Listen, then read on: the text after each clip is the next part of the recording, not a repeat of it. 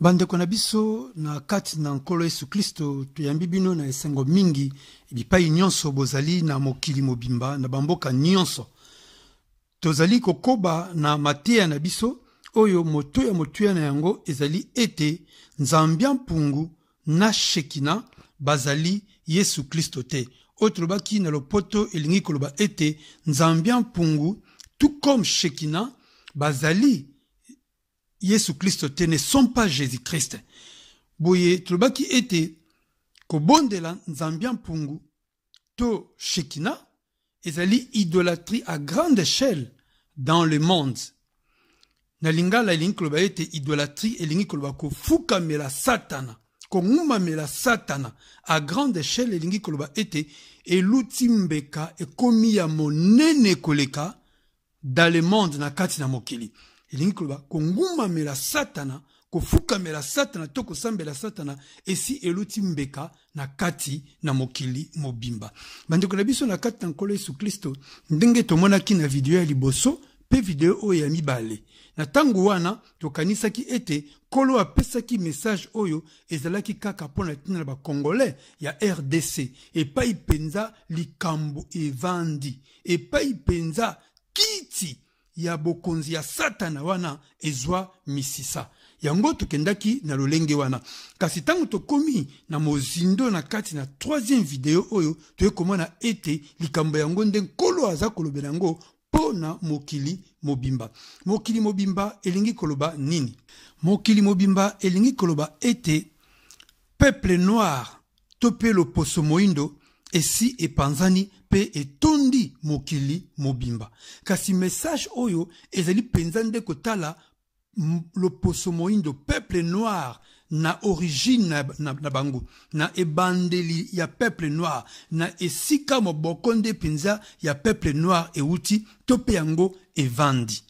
Yambo tokende kofongola peuple noir oyo esengeli na biso toleka kati na koyeba eloko ya liboso tolobaki ete video oyo ya misato sujet na yango ezali ete nzambia mpungu source de tout pouvoir ezali motuna po ete na kati na mokili toza koyoka bayebisa biso bakoko na biso babondelaka pe bakoko na biso bayebisaka biso baboti na biso pe bayebisaka biso biso pe toyebi yango ndenge wana ete nzambia mpungu azali source de tout pouvoir. Poto monaki na ba première vidéo na deuxième vidéo bandingisa mosusu oyo ya mpungu elingaki koloba nini.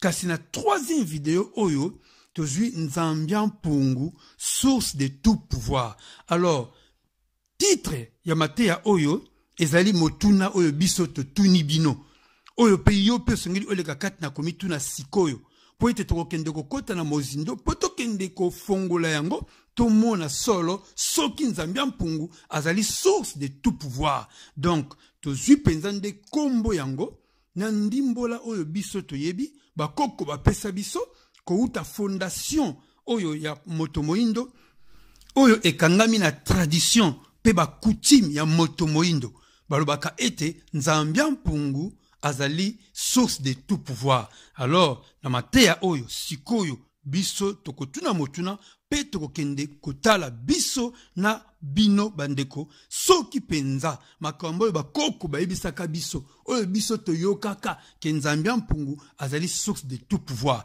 Yango tokotuna pe motuna tolobi ete nzambia mpungu Dieu source de tout pouvoir ezali motuna poto kende kofongola tomona pe toyeba soki solo azali source de tout pouvoir. Alléluia.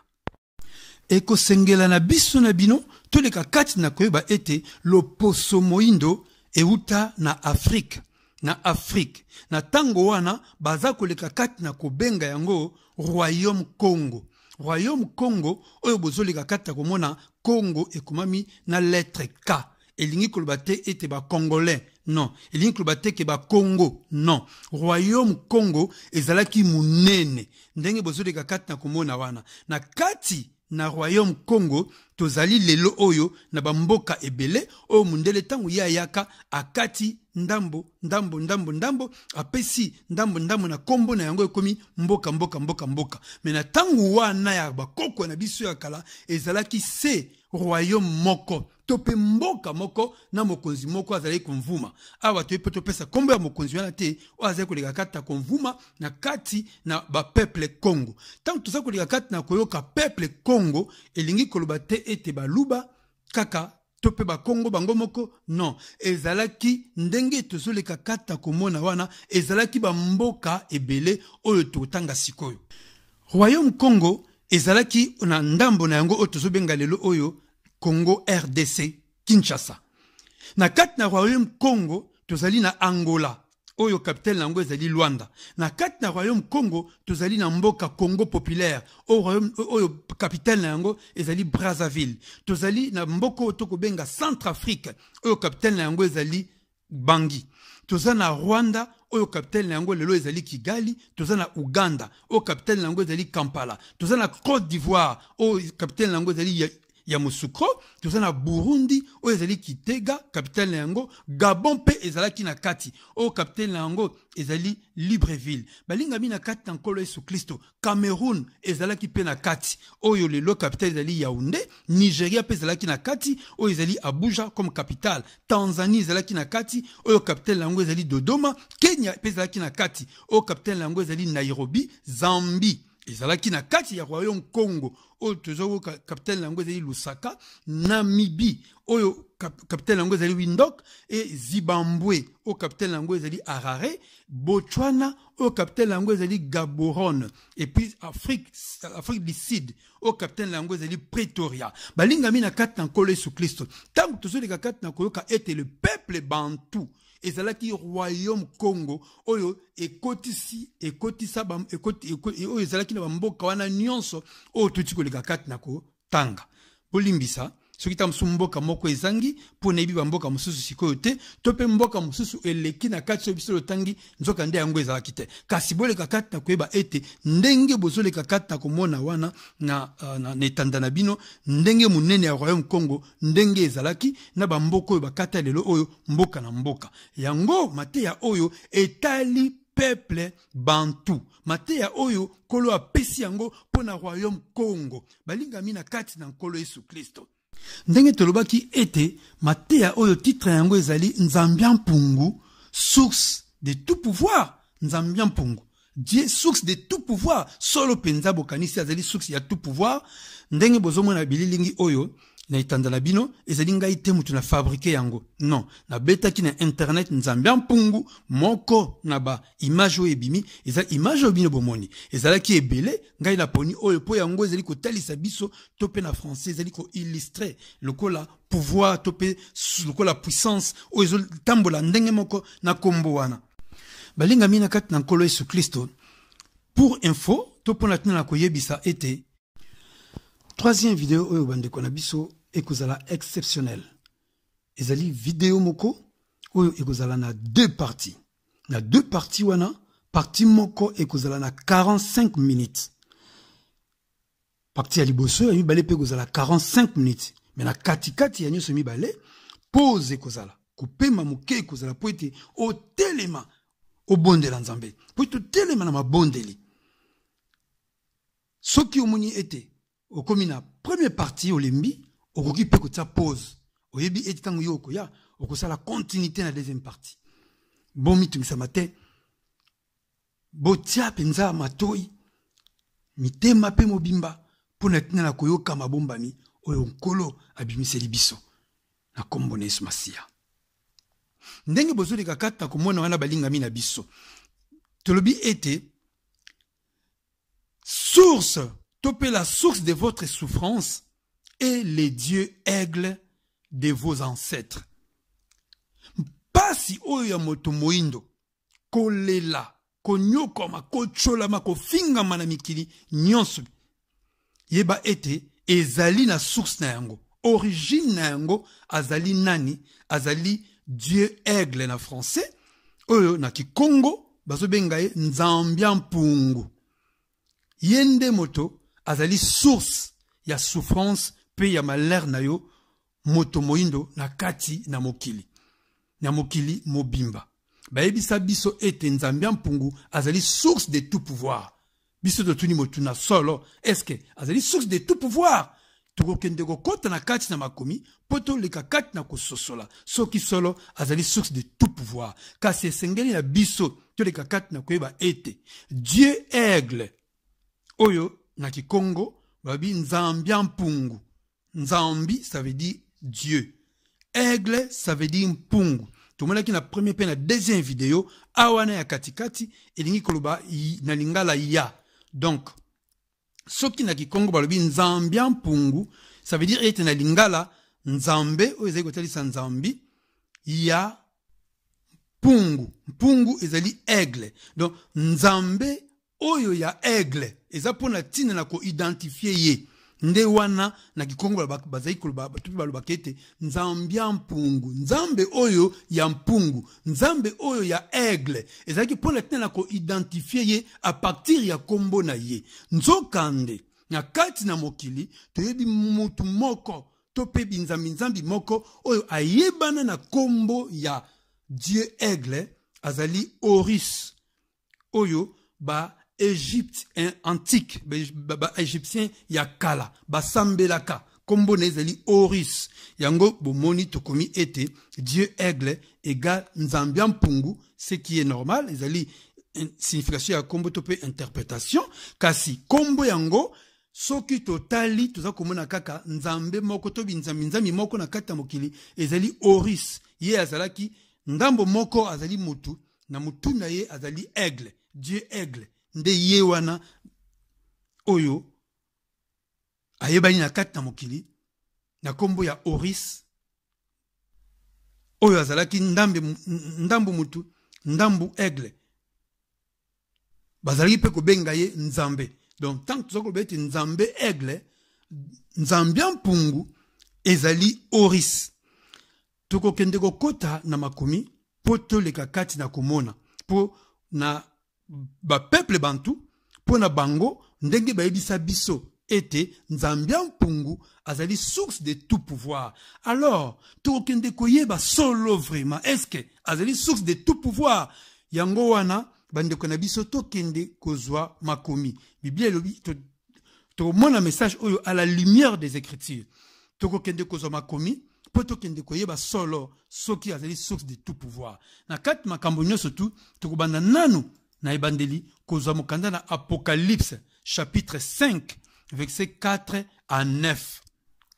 Pona nini toponi verset oyo na ebandeli. Pona 4 na verset oyo ne tozoleka 4 na komona nzambe oyo ayaka pona kolongola moto na pasi, kolongola moto na minyololo ya satana, kolongola moto na kati ya souffrance. Ezali nde ye na kati ya verset oyo pato kolika kati komona le vrai Dieu.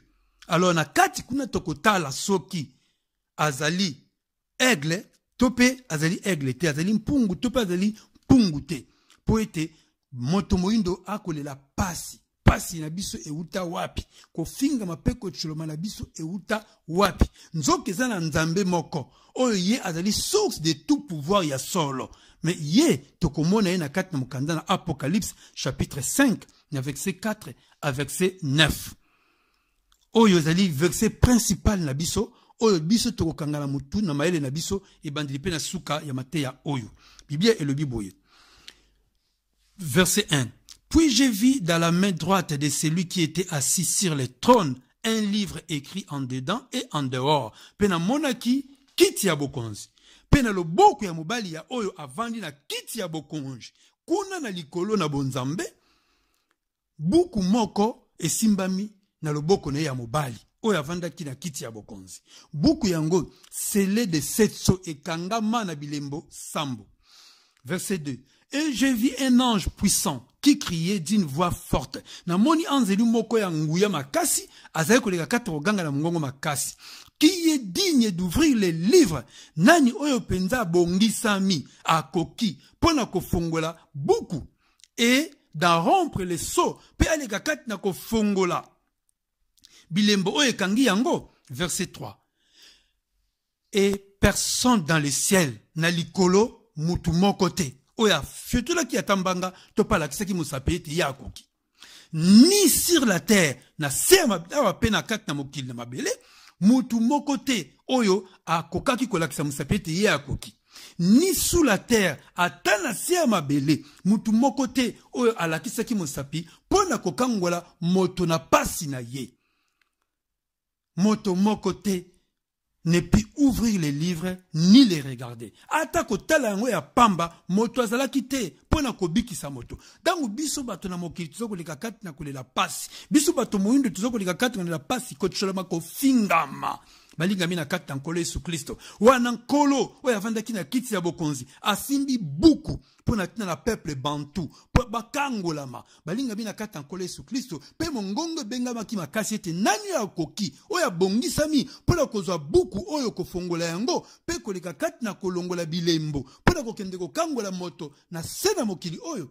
Biblia elobi ete motu moko te asembolaki mosapi na ye to pe afongolaki monoko na ye to ata kotala yango ya pamba moto azalaki te.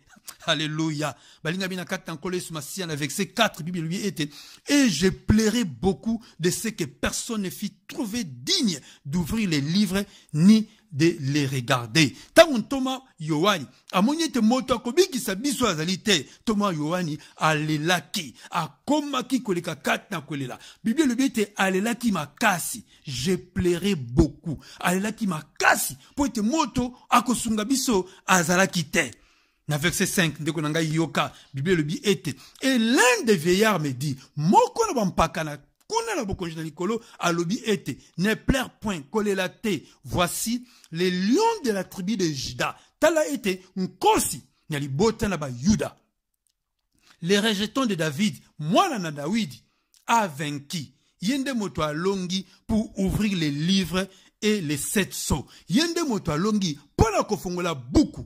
Oyo, ekoki koleka kati na ko poyo oleka kati na ko bikisama pe aleka kati na kolongola bilembo sambo wana balinga mina kati na nkolo Yesu Masiya balobi ete les lions de la tribu de Juda,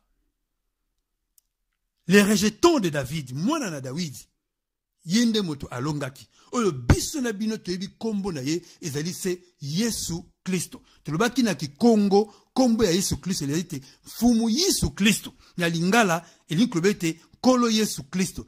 Na français, le Seigneur Jésus-Christ. Na anglais, Jesus Christ. Na munoko yaba hébreu, Yoshua Amashia. Balingami, kombo ya nkolo Yesu Kristo eyebani na mokili mobimba.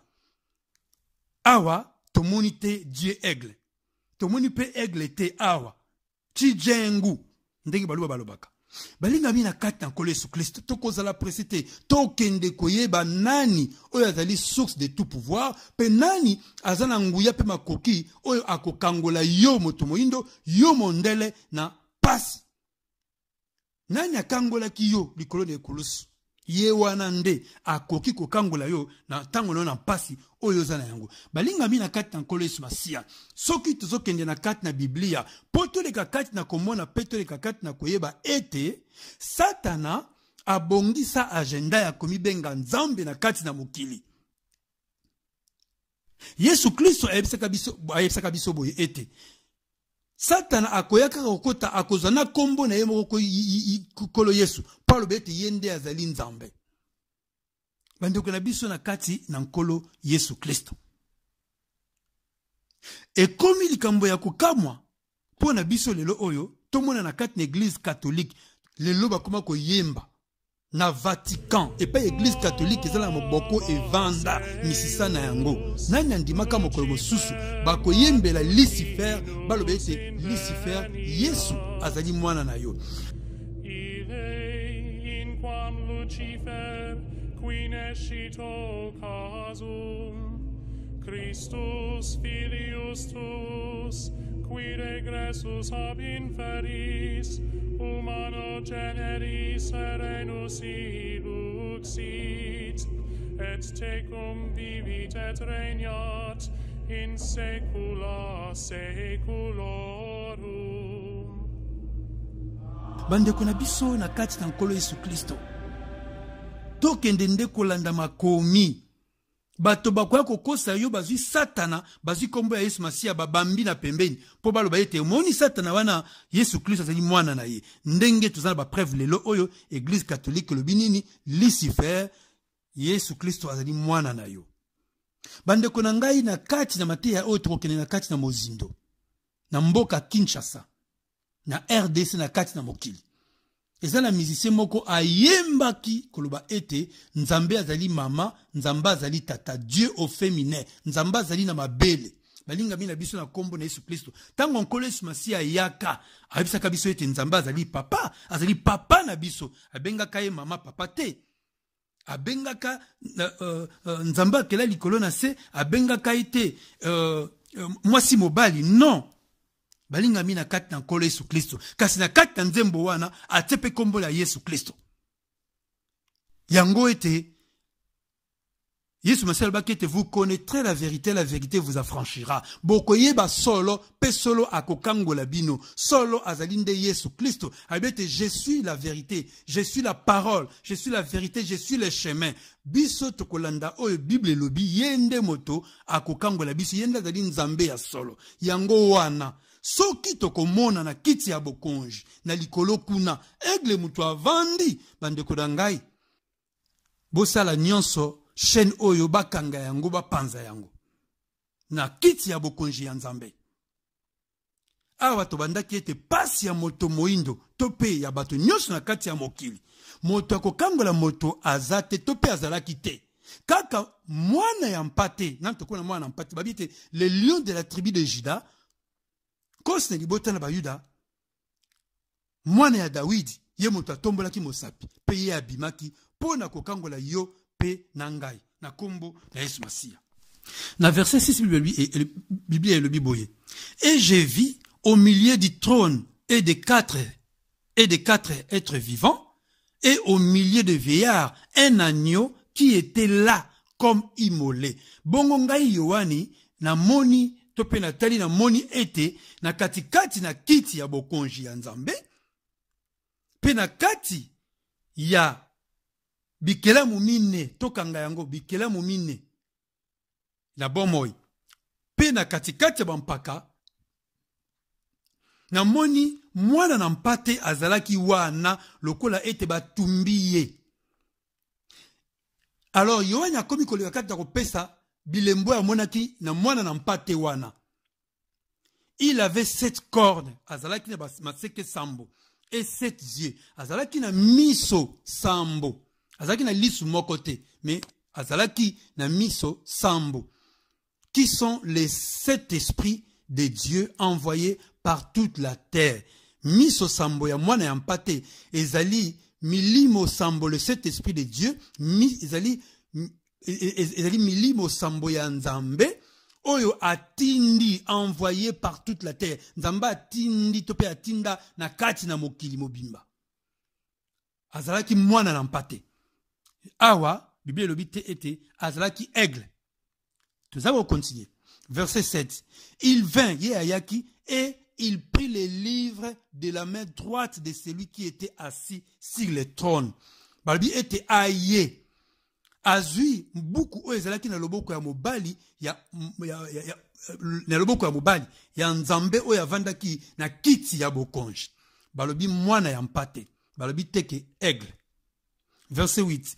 Quand il y prit les livres, tant il y a azui beaucoup, les 4 êtres vivants, bandeko tokanga malamu awa, bikelamu mine oyo ya bomoy, et les 24 veillards, bampaka, tukumi bale na mine, se prosternèrent devant l'agneau, bafukameli mwana ya mpate na zongeli. Bikelamu mine ya bomoyi, pe bampaka tukumi bale na mine, bafukameli mwana ya mpate. Elingi koloba ete, mwana ya mpate nde azali na bokonzi, liboso ya bikelamu mine ya bomoyi, pe liboso bampaka tukumi bale na mine.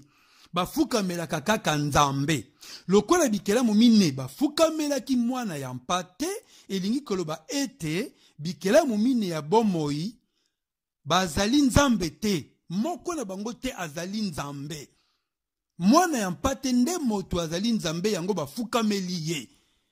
Tena chacun une harpe et des coupes d'or remplies de parfums. Basimbaki bamindule pe basimbaki bakopo oyo ezalaki na malasi. qui sont les prières des saints. Malasi yango, nde yango ezalaki mabondeli ya basantu. Balingami na kati na nkolo Yesu Kristo. Na verset 9, Bible lui était, il chantait un cantique nouveau. Bango wana bakomi koyembela mwana ya mpate nzembo. Mabolongo na bango na se en disant, na koloba ete, tu es digne de prendre les livres.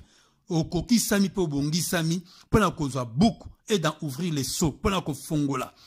Bilembo, sambo, bilembo wana, car tu as été immolé pona nini, po yete, yo tumbama kimbeka. Balinga bina kolo Yesu Masia. Li kolo ne kulusu. Nani yango apesa makimbeka. Nani yango atumbama kambeka. Ezali mwana ya mpate, tope ezali aigle. Po awa bazolo bela na langage, tope elobeli ya mwana ya mpate lokola nyama. Esengela ki pe tomona awa ete, oya tumbama kimbeka, azala kinde aigle. Mais tomoni ete awa. Oya tumbama kimbeka, lokolo tumbama kimbeka, nde yango yo bongisa mi pe yo koki. Yango Bible zoloba awa. Tu as racheté pour Dieu par ton sang les hommes de toutes tes tribus. Yonde moto o sombi batoto o kangoli bato o futi poete o futi makila na yo na nzela ya makila na yo yo futi nyongo poete o longola bato na maboko ya Satana bato oyo bazauti na mokili mobimba oyo bazali bato ya bamboka nyonso bato ya minoko nyonso bato ya mabota nyonso bato ya bamboka nyonso pe mokili nyonso to pays nyonso bandeko na biso na kati na nkolo Yesu Masia tomoni awa ete ezali mwana ya mpate. Donc sikoyo ya parti ya verset oyo yo sikoyo okotia lika na yo epa ya mwana ya mpate tolongola yango na makambo bebisa biso tolongola makanisi na biso na ba croyance ya ba coutume pe ya ba tradition elikano ya liboso tiango na mwana ya mpate po yenda azali nzambe oyo yo moni oyo a sombaki yo na makila na ye akangoli yo na maboko ya Satan na maboko ya kufa yende abikisi yo pe kuyende moto akolongola yo na mpasi oyo zali kolela na sena moi oyo na kati na mokili balinga mi na kati na nkolo Yesu Masia tokende lisusu po tokende ko identifier encore nzambe ya solo na 1 Jean chapitre 5 verset 20 à verset 21 Bible le biboye. Nous savons aussi que le Fils de Dieu est venu. Toyebi ete. Nous savons aussi, toyebi lisusu ete, le Fils de Dieu est venu, mwana ya nzambe ayaki, et qu'il nous a donné l'intelligence pour connaître le véritable. Apesi biso mayele, poto le kakati na koyeba, le véritable, ni kolobete nzambe ya solo. Et nous sommes dans le véritable. Biso tozali na kati ya nzambe ya solo, en son Fils Jésus-Christ, na nzela ya mwana na ye Yesu Kristo. C'est lui qui est le Dieu véritable. Mwana na ye Yesu Kristo, yenda zali nzambe ya solo, et la vie éternelle. Pebo moya seko. Na verset 21, la Bible lui était, petits enfants, bana mike, bana nangai, gardez-vous des idoles, bana mike, bomi batela, ete bofukamela satana te, bomi batela, bofukamela satana te, ba kebisi biso, po satana azala maele ya mabe ya makasi, azali, satana azali idole, azala binzambi. Tisiko awa, batangeli biso kombo ya nkolo Yesu Kristo, yenda zi mwana na mpate, yaza mwana ya libote ya David, le rejeton de David. Bandeko na biso na kati na nkolo Yesu Masia. Mateya oyo ne bandeli tukanisa ki ete zali kaka pona ba Congolais ya RDC. Yango ete bandeko na biso boleka kati na koyeba ete ezali kotala bato ya mokili nyonso. Beaucoup plus ezali destiné eli koba ete epesami makasi pona tina na ba peuple bantu. Pona nini ba peuple bantu? Po ete na kati ba peuple bantu ba yebisa bango ete nzambe oyo ezali source ya tout pouvoir. Kombo ne elingi koloba nzambi mpungu tope nzambi mpungu elingi koloba ete nzambe oyo ya aigle nzambe oyo azalaka aigle to die aigle ye wana nde balinga bina kati na nkolo Yesu Kristo tuuti koleka kata komona ete moto oyo abikisa moto ezali kaka mwana ya mpate mateya oyo ezali pona ba peuple bantu nyonso. Alors awa sikoyo tokokende koleka kati na koyeba mpungu elingi koloba nini nzambia mpungu tomonaki nzambi na lingala nzambe na français Dieu, mpungu na lingala mpongo na français aigle. Donc nzambia mpungu awana telobaki ni koloba ya nzambia mpungu na kikongo na lingala ni koloba ete nzambe ya aigle, nzambe ya mpongo, nzambe oyo azalaka mpongo na français Dieu aigle. Nzambi ya mpungu awa neza pona ko identifier ye nzambe oyo ya mpungu, nzambe oyo ya aigle ye wana nde balobi azali source de tout pouvoir. Bandeko na kolo na kati na kombo na nkolo Yesu Masia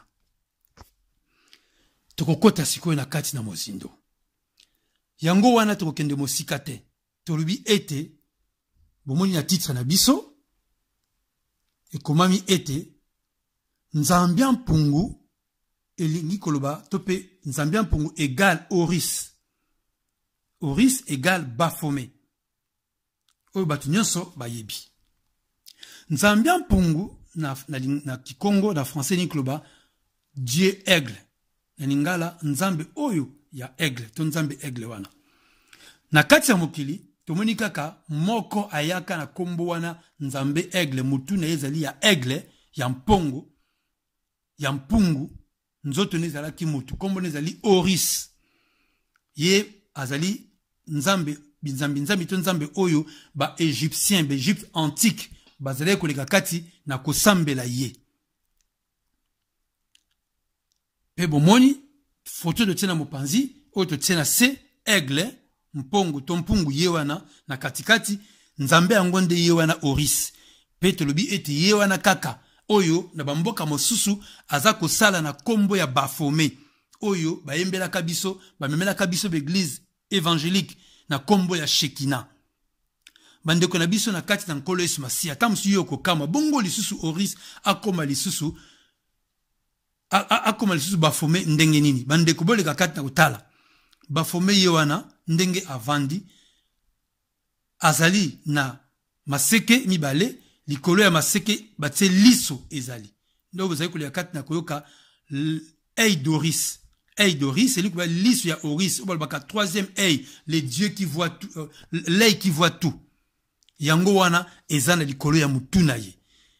Yango wana ete epa ya bato mosusu aza komimonisa na kombo wana ya Baphomet. Epa ya bato mosusu aza komimonisa na kombo kaka ezaka ka ye wana Satana aza ayaki komonisama na ba peuple bantu lokola ete nzambia mpungu to Dieu aigle. Epa ya bato mosusu aza koleka kati na komimonisa na ba maseke na ye pe na ba kombo mosusu botala misapi maboko ndenge ya tie misapi mibale emati awa pe na se misapi mibale pe ekiti bokomona ba photo mosusu ba sango ya catholique bataka maboko mibale likolo to pe ba ko dessiner Yesu maboko mibale likolo bango na bango ezali signe baza ko mipesa maiti ezala ngo Yesu te ezali nde Baphomet wana.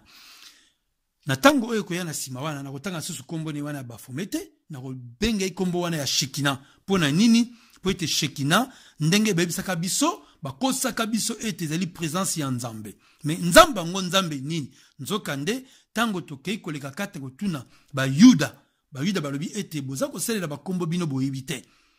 Shekina lingi koloba kaka présence ya nzambe te mais nzambe nini nzambe oyo azali mwasi mobali oyo bayembelaka kombo na mboka ya RDC bayembaka kombo la Dieu au féminin nzambe ya mwasi pe mobali nzoka nzambe akela likolo na se aza mwasi mobali te ata kwa kelaki mobali pe akelaki mwasi même Biblia lobi ete nzambe akelaki yambo mobali na elilingi na ye tango amoni ete sengeli akelela mobali mosungi akelela mobali mwasi nzambe azwaki lisusu mabele te pona kokela mwasi non.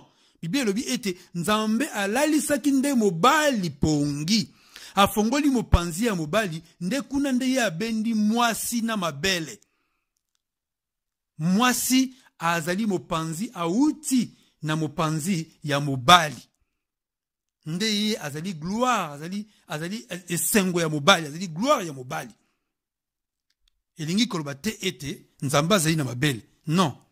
Mobali nde aza elilingi ya nzambe. Alléluia. Bandeko na biso na kati na nkolo Yesu Masiya tozokende malembe pona tina komona na miso kofongola pe koleka kati na kososola. Kabwana na eloko oyo ekozangisa yo lola. Oyambi Yesu Masiya ezali malamu. Kasi kombo ya Yesu yo tia yango likolo ya kombo oyo yango esengeli te. Kombo ya Yesu Masiya na motema na yo otie bafome na kati. Oyo wana zalaki Oris, oyo ayebani na kombo ya Nzambe mpungu Dieu aigle. Azali Nzambe te, azali tata na Yesu Kristo te. Longola hotel wana, longola etumbelo wana. Longola ye na kiti ya bokonji, ya bombo inope ya motema na yo po yobika. Bakoko yo basambelaka ye bayebisaka biso solo te, pe verité te, mais kasi batikaki verité na kombo na ye, poto le kakati na ko identifier ye. Yesu asali biso ngolu a ye, arabi vous connaîtrez la vérité vous affranchira. Bokoye ba solo pe solo akokango la bino. Kolo Yesu afongoli biso miso, na liloba na ye, po na tina to mona. Yesu Kristo azali mwinda ya mokili. Angengisi mpole na ye, po to le kakata komona clair, awa yo sikoyo bandiko le kakata komona clair, ndeko na ngai, décision zeli kaka na maboko na yo. Kolo a pesi message, po na tina to le kakata na kososola. Tam sisi kolo bete, tuzali bana ya tangu oyo, makambo toyebi yango ndenge nini. Bible lobi na biso ete, nzambe biso lobondi la kalikolo na se, azali nzambe oyo, notre Dieu est celui qui connaît le passé, le présent et l'avenir. Aza nzambe ayebi makambo eleka. Ayebi makambo zoleka sikoyo pe makambo ekoya wana. Aza omniscient, omniprésent, omnipotent. Azali bisika nyonso na mbala moko, ayebi makambo eleka ayebi nyonso. Makambo bakoko no babombela yo, babimisela yo te. Kolo Yesu nanzela molimo mosantu afongoleli biso yango. Yango alobaki ete pour vous petits enfants, vous n'avez pas besoin qu'on vous enseigne. Bon, la poste bâtie à binoté. Pour être l'onction que vous avez reçue en vous. Molimo mosanto bino yambi na kata bino. Il vous enseigne toutes choses à côté ya bino, à kola bino makambo nyonso. Yango kola bimisi makambo oyo polele, poto bimisa bafome na bomo inabiso, poto bimisa nzambia mpungu na bomo inabiso, to benga na ye na Afrique, na kati na bantu, zwa matea oyo, tia yango na minoko nyonso. Panze yango na bato nyonso tu po ete libota na nzambe ikangolama. Tangu Yesu Masiya azali koleka kati na koya, soki akuti nzambia mpungu na bomo ina yo, yo tombola ye bendele lokola ete Dieu de tout pouvoir. Nzokande eloko ezate. Balingami na kati na nkolo Yesu Masiya ekozala pasi po na tina na yo. Yango wana tangu nkolo Yesu Masiya yaki azali kote ya bana Israel bolimbisa.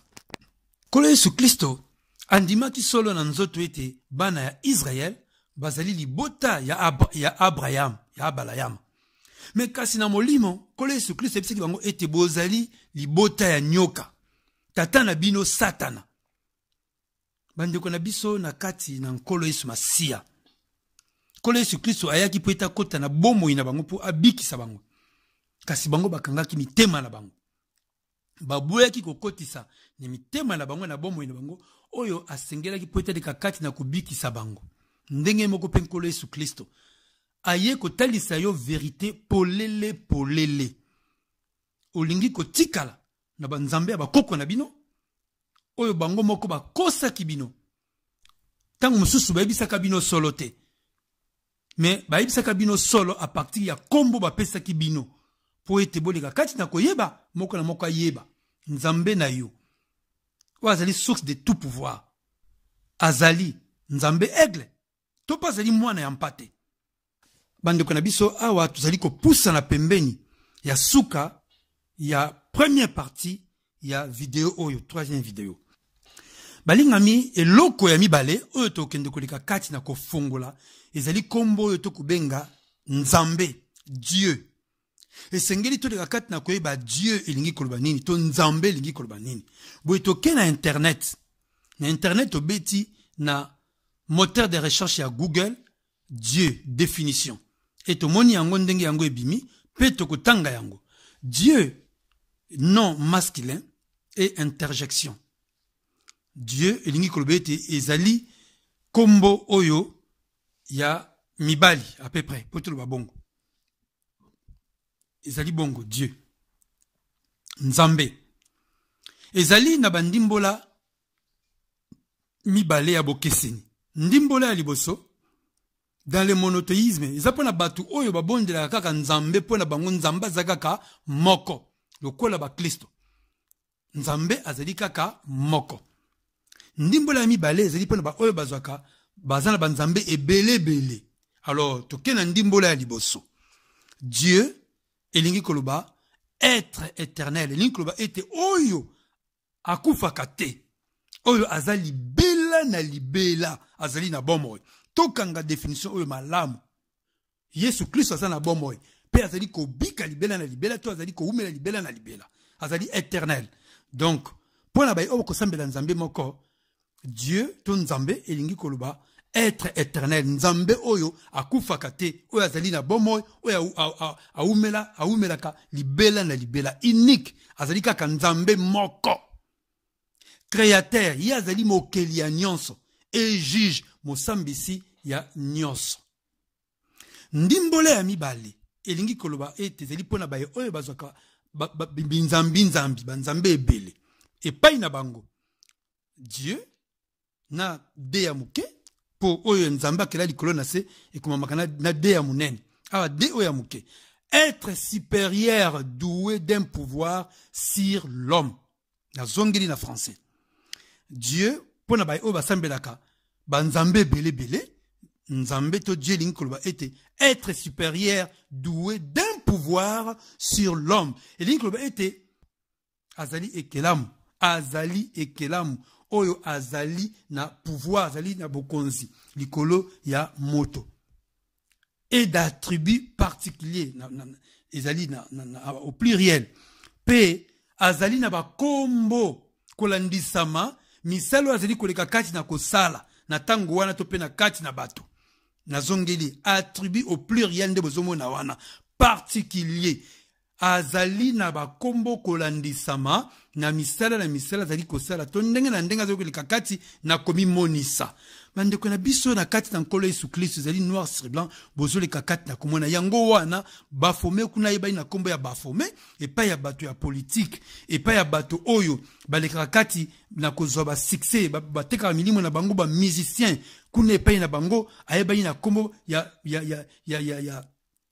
ayeba na kombo ya like qui voit tout oyo tokomona na dollar lisu moko yango ezali bandeko na biso na kati na nkolo Yesu Masia to yebi yango awa tuzo continue bi histoire de Dieu basango ya banzambe synonyme divinité et idole bango wana nde bazali ba idole bazali ba binzambi nzambi bandeko nanga to yebi yango na tango bakoko na biso bazalaki kosambela banzambe ebele bazalaki na ba binzambi nzambi banzambe ebele na tango ya bakoko na biso bazalaki na nzambe moko te sikoyo tokoleka kati na koyeba na deuxième partie oyo wana yaki kobima lokola ete nzambe source de tout pouvoir oyo azalaki to paza likolo ya binzambi nzambe mosusu oyo kombo na ye wana kaka tomoni yango bapesi yango epai ya bakisi banganga kisi bakalebasi kokanga konyokola bato ndenge tomonaki na premier pe deuxième vidéo mpungu kombo na ye eza pe kaka pe kuna bongo awa pe lisusu kombo ne pe lisusu ezala source de tout pouvoir tomoni pe lisusu lokola mpungu de epai ya banganga azali kosala epai ya banganga kuna kaka na bakombo wana pe ya mpungu na bafaso mosusu konyokola bato epai ya bangunza aza pe kaka kosala na kombo wana ya nzamba mpungu bakobikisa bato mais na pouvoir oyo ezali mpenza ya nzambe te epai ya bakoko na biso to pe epai na biso moko to nzamba mpungu source de tout pouvoir bandeko na biso na kati na nkolo Yesu Masia awa tosilisi première partie ya troisième vidéo oyo na tango moke tokende kokutana biso nyonso na deuxième partie toujours ya vidéo oyo kolo apambola moko na moko na nkombo na nkolo Yesu Kristo balingami kati na nkolo Yesu soki bolingi bomona bamateya na biso na kati ya YouTube esengeli kobeta awa na moteur de recherche CTV CTVC, la révélation de Jésus-Christ. Boye, bokomona, ba chaîne oyo mibale ekobima na esika ya liboso penza. Bongo, bokoki kopona chaîne oyo CTVC, la révélation de Jésus-Christ, ya lingala, tope ya français, elongo na bamateya na yango penza. Bokoki pe kosabone pona kobanda kozwa basignal soki totie mateya ya sika. Bokoki pe koklike awa na elembo oyo ya mosapi ya loboko pona koloba ete na sepeli. Boye YouTube akotindela pe bandeko oyo nanu bamoni mateya oyo te pona ete bamona pe balanda yango. Ezali façon pona bino pe ya kopanza sango malamu ya Nkolo Yesu. Balingami na kati na Nkolo Yesu. Tozali kosala musala na Nzambe po na mbongo te, kasi ya ofele. Lolenge oyo Nkolo na biso Yesu Kristo a lobaki na biso ete na mokanda na Matthieu chapitre 10 verset 8. Na pesi bino ya ofele, bino pe boleka kati na kopesa ya ofele. Boye, chaîne oyo ya télévision chrétienne, oyo eyebani na YouTube na kombo ya CTVC, la révélation de Jésus-Christ, elobi na bino ete, Nkolo Yesu alingi bino mingi. À bientôt!